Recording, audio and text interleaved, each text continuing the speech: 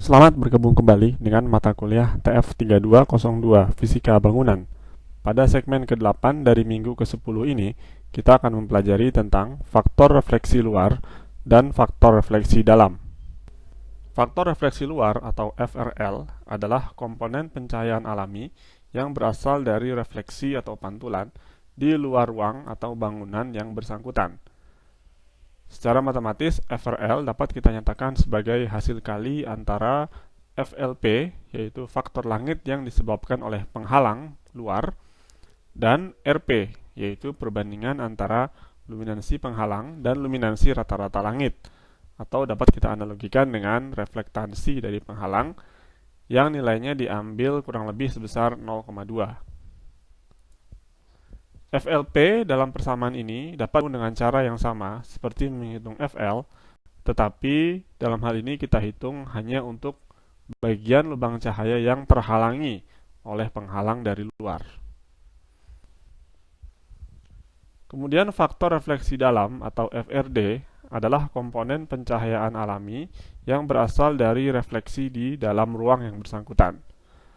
Secara matematis, FRD dapat dinyatakan dengan persamaan berikut, yang nilainya bergantung dari antara lain transmitansi kaca, luas lubang cahaya, luas seluruh permukaan dalam ruang, reflektansi rata-rata terbobot seluruh permukaan dalam ruang, kemudian konstanta sudut penghalang yang kita akan bahas pada halaman selanjutnya, serta RFW, yaitu reflektansi rata-rata langit-langit dan dinding sebelah atas yang dihitung dari tengah-tengah lubang cahaya.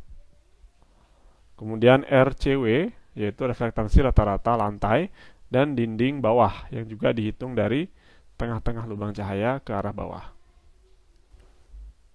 Untuk sudut penghalang sebesar θ, seperti pada ilustrasi berikut, maka terdapat konstanta penghalang C dengan nilai sebagai berikut untuk dimasukkan dalam persamaan FRD. Dalam SNI 032396-2001, titik-titik ukur untuk mengevaluasi nilai FPASH dalam suatu ruang pada bangunan existing dapat diletakkan pada bidang horizontal setinggi 0,75 meter di atas lantai dengan meletakkan 3 titik ukur. Yang pertama adalah titik ukur utama atau TUU terletak pada sumbu lateral ruang pada jarak D/3 dari bidang lubang cahaya efektif, di mana D adalah kedalaman ruang. Kemudian ada 2 titik ukur samping atau TS yang diletakkan pada jarak 0,5 meter dari titik samping sebaris dengan TUU. Menurut SNI, untuk bangunan umum, nilai FL atau faktor langit minimum pada TUS ialah sebesar 40% dari FL minimum pada TUU. Dengan kriteria FL minimum di TUU ialah sebagai berikut, yang dinyatakan sebagai fungsi dari D atau kedalaman ruang dalam satuan meter dengan nilai FL yang dinyatakan dalam satuan persen yang bergantung pada jenis aktivitas ruang yang bersangkutan. Perhatikan bahwa dalam SNI nilai dari FPASH itu sendiri tidak dinyatakan secara spesifik kriterianya, melainkan hanya menggunakan nilai faktor langit FL dengan asumsi bahwa titik-titik ukur dan TU dan TUS ini hanya dipengaruhi secara dominan oleh faktor langit.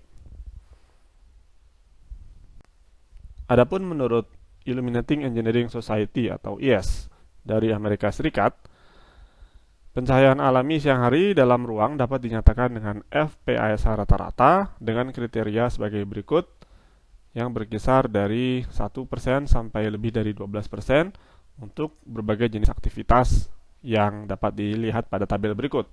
Secara umum, untuk aktivitas di dalam lingkungan perkantoran misalkan, nilai dari FPASH rata-rata yang disarankan adalah berkisar antara 4 dan 7%, atau yang lebih umum digunakan adalah 5%.